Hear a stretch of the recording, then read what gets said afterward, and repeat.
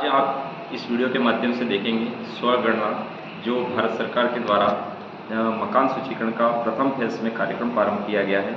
इसके तहत सरकार ने एक लिंक जारी किया गया है स्वगणना के लिए।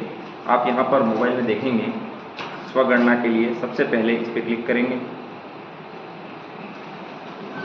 यह स्वगणना का पोर्टल स्टार्ट हो जाएगा, जिसमें सबसे पहले हमें स्टेट सेलेक्ट करना है। जैसे ये मध्य प्रदेश है, वैसे ही राजस्थान हमें सेलेक्ट करना है। इसके पश्चात कैप्चा डालेंगे। कैप्चा डालने के पश्चात यह हमें अंदर की ओर ले जाएगा।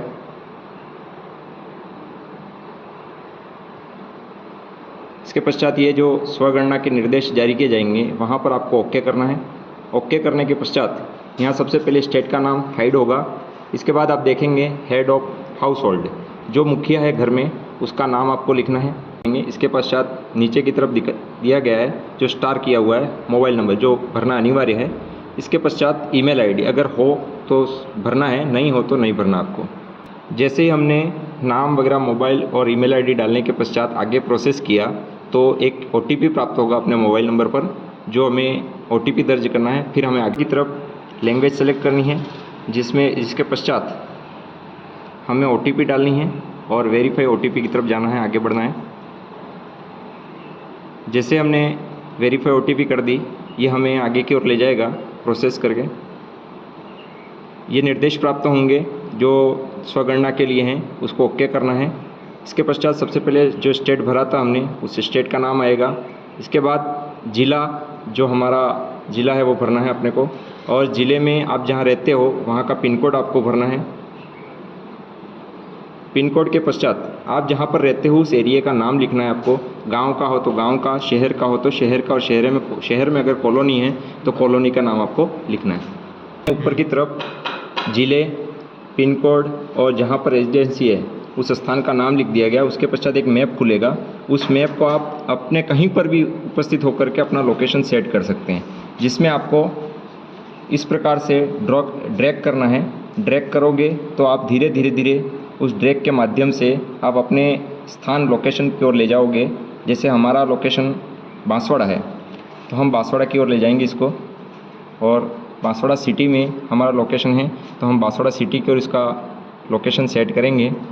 हमारे द्वारा यहाँ पर लोकेशन सेट कर ली गई है। इसके पश्चात नीचे की तरफ दिया गया स्थान की पुष्टि करें, वहाँ पर अपन क्लिक करेंगे, और क्लिक करने के पश्चात नीचे की तरफ आएगा सहेजे और आगे बढ़े। पुष्टि करने के पश्चात हम आगे बढ़ेंगे, सहेजे और आगे पे क्लिक करेंगे। इसके बाद एक डायलॉग बॉक्स आएगा जिसमें आपको परमिशन हाँ या नहीं की रहेगी, तो हमें हाँ करना है। हाँ करने के पश्चात स्टेप 2 के अंतर्गत आपको कुछ क्वेश्चन पूछे जाएंगे जनगणना के संबंधित, जिसमें पहला क्वेश्चन होगा जनगणना मकान में फर्श की स्थिति कैसी है, जिसमें आपको ये ऑप्शन दिए गए हैं, इसमें से किसी एक को सेलेक्ट करना है। जैसे हमारे घर की स्थिति में मोज़ेक टाइल्स है तो हम टाइल्स के वाले ऑप्शन को सेलेक्ट करेंगे। इसके पश्चात जनगणना में जो दीवार है जिसकी बनी हुई है उसके हिसाब से दिए गए ऑप्शन हैं। जैसे मकान में अक्सर दीवार जो बनी होती है पक्की ईंट की होती है, कच्ची हो तो कच्ची, पक्की हो तो पक्की, इस प्रकार से हम इसको सेलेक्ट करेंगे। इसके पश्चात आगे वाला जो क्वेश्चन है, जनगणना मकान में छत की स्थिति कैसी है।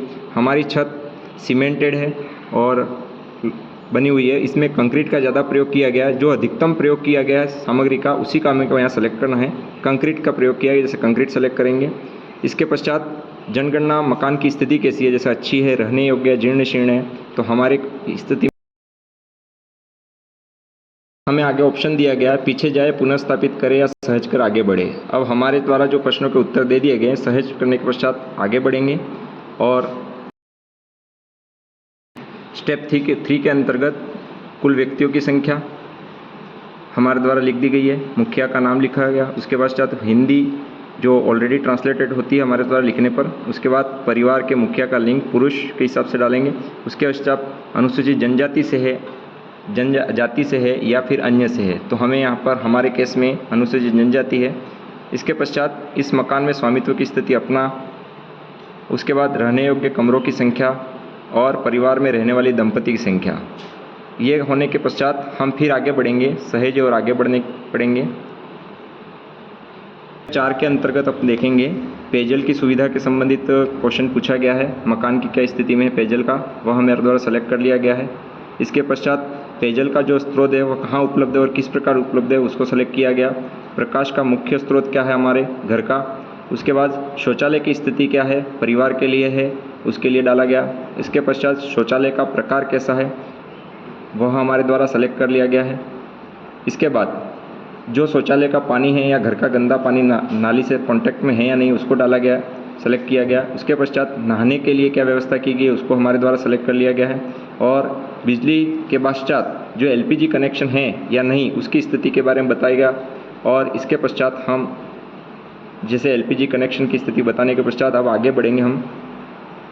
अब हमारे यहाँ पे अगली स्टेप में पूछा गया परिवार द्वारा धारित संपत्तियों का विवरण है। उसमें मोबाइल फ़ोन परिवार के पास में है, टेलीविज़न के लिए डीटीएच सुविधा उपलब्ध है, इंटरनेट के लिए मोबाइल की सुविधा उपलब्ध है, लैपटॉप या कंप्यूटर के लिए स्थिति हाँ या ना में है तो बता दिया गया हमारे द्वारा। इसके पश्चात टेलीफोन और मोबाइल के लिए स्मार्टफोन है, हर व्यक्ति के पास होता है वैसे। साइकिल और स्कूटर के लिए जो व्यवस्था है तो उसके लिए सेलेक्ट कर लिया गया। अगर व्यक्ति के पास कार है तो हाँ या ना में जवाब देना है।